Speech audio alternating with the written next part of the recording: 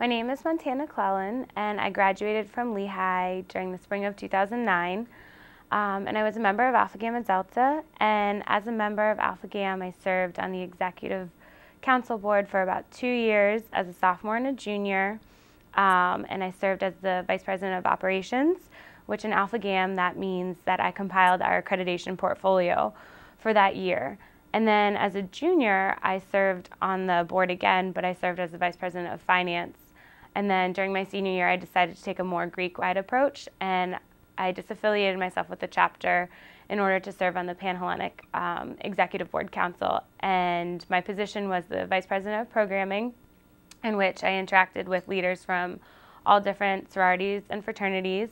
And through all of those experiences, I was able to acquire a large array of leadership skills, which I otherwise probably would not have gained in the classroom. And they definitely helped me succeed in my academic arena as well as my workplace settings that I've had thus far and social settings as well.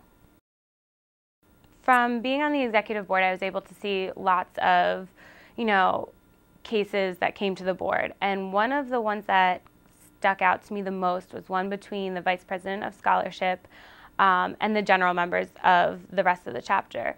And what happens is Alpha Gamma Delta sets international standards of academic achievement, and one of which of those standards includes achieving a GPA of 2.3 each semester. And when a member fails to achieve that GPA, the vice president of scholarship chair is required to act on that in order to get an individualized program initiated between the member and their networking of professors and the rest of the chapter to improve their standing.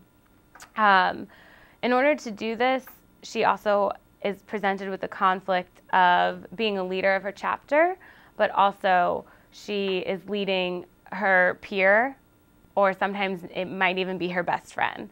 So that's an area where I've definitely learned to manage the skill set of being a leader, but also respecting that boundary of your friendship.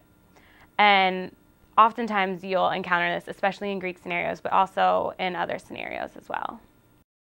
Sometimes it's difficult when you want to lead your chapter in the right direction, but often, like as I said earlier, you're leading a peer or a friend. So what are some suggestions that you might do to, sort of ease the scholarship chair into managing the situation between herself and the friend, also as a leader?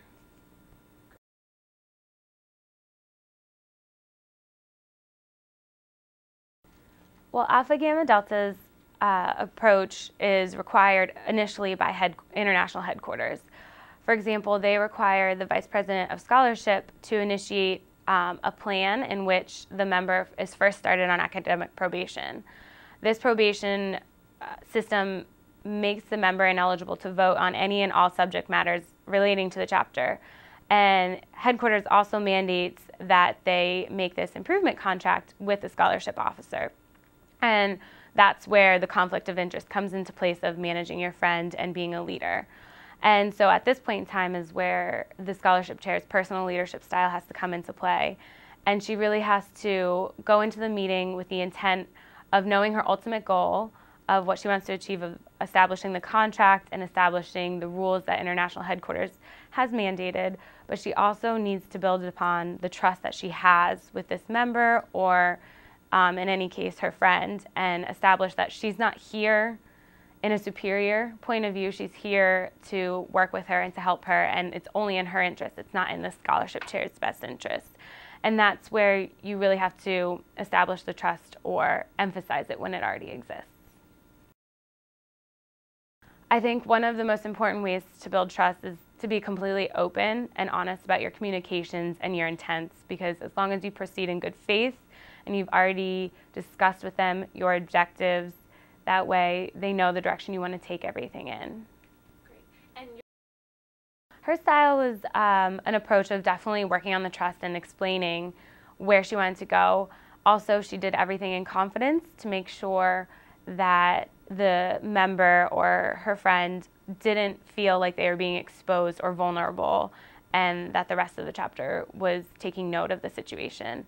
As far as, taking this into another direction, maybe just like giving her a social other resources that helped as well, and not really saying, I think you should do this. Here are your options, you decide. I'm not the one making the decision for you.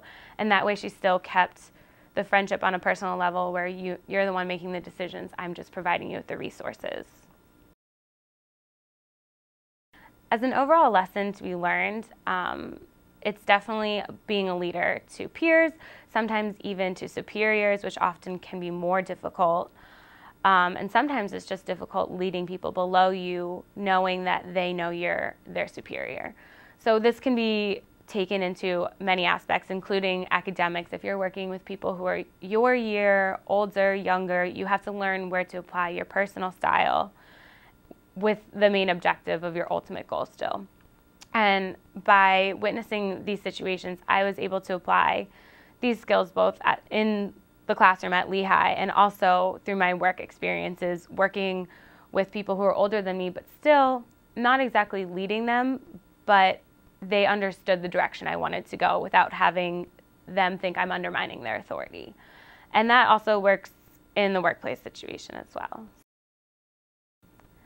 I think it's difficult to lead a friend because you fear that you're going to infringe upon the boundaries of the friendship, and you might create tension between yourself and that other person that they can't separate the two distinct positions that you're trying to be. And so it's the most important thing of leading a friend is open communication. You have to be very clear with what your objectives are and also be very clear about what you're not trying to do. That way, by clearly stating the distinction between the two positions, they're able to see that also and not question it. If I could challenge other Greek leaders to apply this skill set of leading peers, I would recommend taking it outside of the Greek arena of managing your peers and apply it to an academic classroom and come up with specific situations where you have detailed scenarios and that you've been in the past or maybe foresee yourself being in the future, and really come up with some solutions that you think are relevant to that specific situation. And also, if you are maybe older and approaching the workforce, I would come up with situations you've maybe been in during internships or that you foresee yourself being in the workplace, and really create a situation that you can come up with a solution